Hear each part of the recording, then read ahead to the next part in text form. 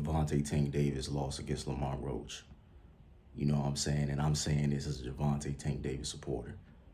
He took a knee. If you take a knee in the sport of boxing, unless it is an accidental slip, meaning you slip and fall in the middle of the fight and it's clear to everybody it was an accident, it is considered a knockdown. That happened to Floyd Mayweather back in the day. Matter of fact, if you was watching a fight live the other night, one of the commentators literally said that Floyd did that before in the fight.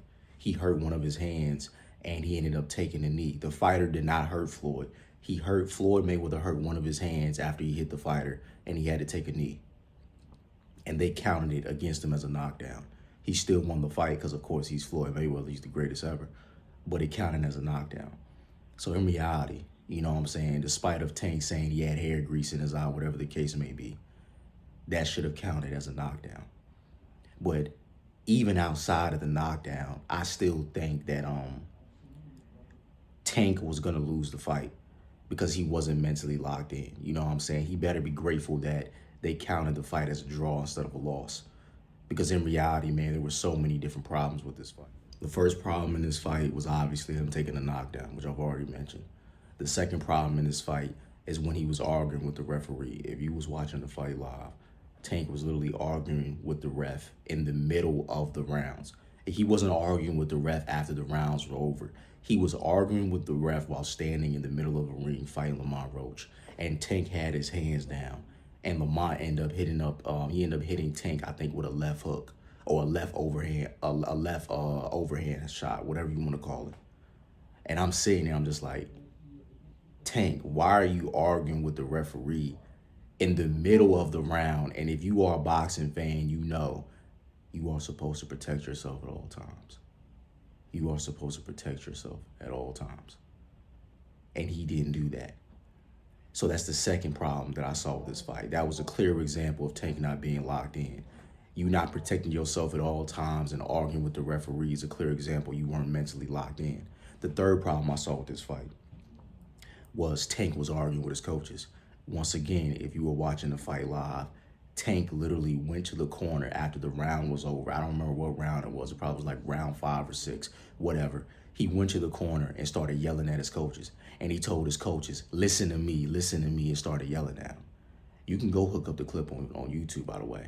Hook up Tank yelling at his coaches against Lamont Roach. Tank yelling at his coaches during the Lamont Roach fight.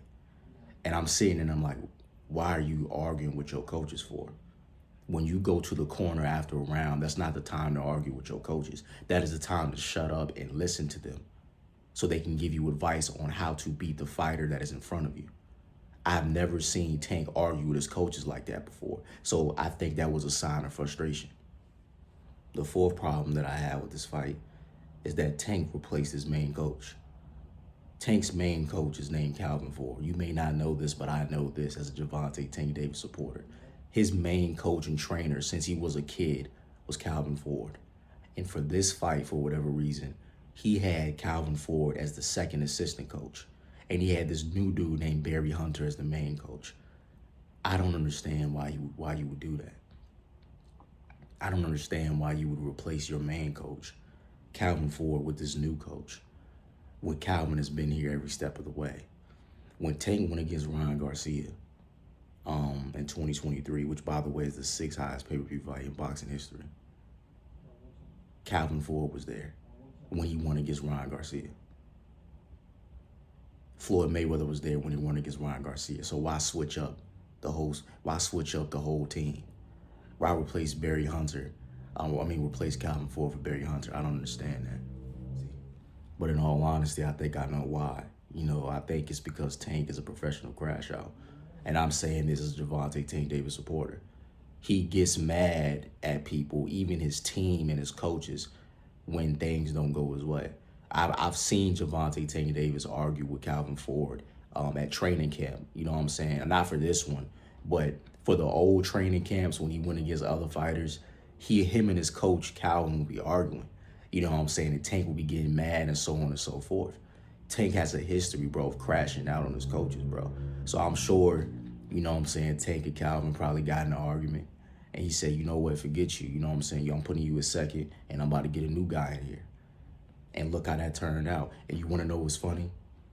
I saw a comment on a clip that I seen from the fight on YouTube, and one of the comments said, "Imagine being Tank's new trainer and new coach, or at least main coach, and the first fight that you have on pay-per-view, it leads to a draw when you're the main coach coaching them." Barry Hunters, if I'm not mistaken, that was his first time coaching Gervonta Tank Davis in a pay-per-view fight. I've never seen him before in my life. It's always Calvin Ford and Kenny Ellis. Kenny Ellis is the assistant coach, and Calvin Ford is normally the main coach. Well, then he switched it out, and he put Calvin at second and Barry Hunter at one, and then he put Kenny Ellis as a third coach. And the first time he switched everything up is the first time he ends up getting a draw. He almost lost, actually. I mean, technically, he did lose if they counted the knockdown. So I just think that's funny to me. You know what I'm saying? I'm not the only one that sees, hey, why would you switch out your main coach for a new coach? And then look at the outcome. It led to a draw. And really, you would have lost if they didn't count the knockdown. I mean, if they did count the knockdown. You feel me? And then this leads to my final problem of the fight. And I got to hurry up and make this quick because I got to get ready to leave and go to class. But my last problem with this fight in general is that Floyd Mayweather wasn't in his corner. Now, I don't know if y'all know this, but Floyd Mayweather and Gervonta Tank Davis, they have been beefing a lot over the last couple of years. Matter of fact, before Tank fought Ryan Garcia, they were beefing a couple months before that.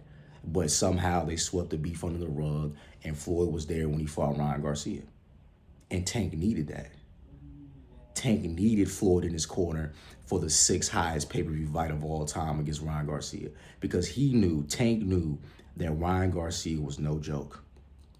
And that this was one of the biggest, not even one of the biggest, that was the biggest fight of his career. Because they both were undefeated and they both were the biggest draws in boxing at that time. Ryan Garcia, he's not the biggest draw no more because, you know, he ended up losing to Tank, and then he got canceled multiple times for saying crazy things. But back then, him and Ryan were the 2 top dogs. Tank knew he needed Floyd Mayweather in his corner. And that is why I think, you know, he swept all that bull under the rug and said, hey, look, Floyd, I need you. And that same night, and I quote, you can hook this up on YouTube, the same night Floyd fought again, the same night Tank went against Ryan Garcia, right before the fight on pay-per-view, I remember watching it live. Floyd Mayweather looked at Tank and he said, Tank, I've been here 1,000 different times. It's your time. Imagine the greatest boxer ever telling you, I've been here 1,000 times. Now it's your time to shine. It's your time to be that dog. He basically was passing the torch to Tank in that moment. And Tank won. Because he had Calvin Ford as his main coach.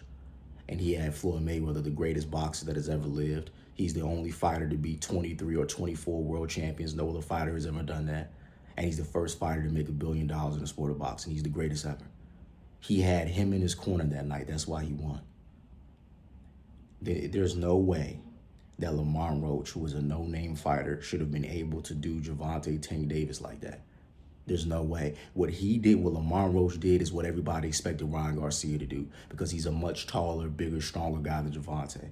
But Gervonta Tank Davis made Ryan Garcia look like a walk in the park, because he had Calvin as his main coach, and he had he had Floyd in his corner. You know what I'm saying?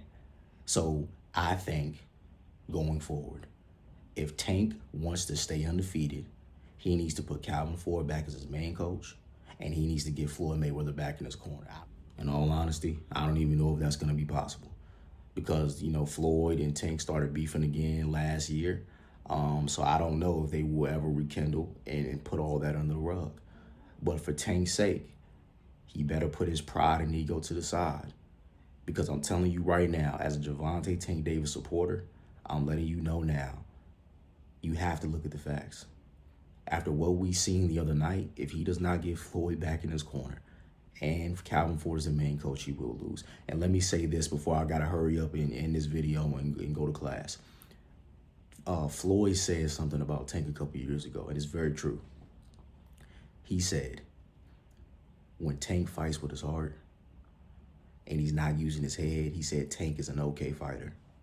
He said, but when Tank is using his head, he said that's what makes him dangerous. So Floyd said, my job as Floyd Mayweather is to make sure that Tank is using his head, using this and not the heart. That's what he said, because he said Tank needs to learn to listen at the end of the day. He said Tank needs to learn to listen. He has to listen at the end of the day. So basically, Floyd was saying, hey, look, Tank's main problem is his mental. You know what I'm saying? He doesn't be mentally locked in when he needs to be. He doesn't like to listen to other people when he needs to listen. Right? And what did we see the other night? We saw Tank not listening to his coaches. He's yelling at them in the corner when you're supposed to be shutting your mouth and listening. If you want to yell at your coaches, you do that at practice. You shouldn't even yell at them then, but if you want to let your anger out, let it out at practice. You don't yell at your coaches on pay-per-view live television when you're in a fight that clearly you was losing. So at the end of the day, man, I think Floyd Mayweather, man, is the greatest boxer ever. And I think what he said about Tank is true.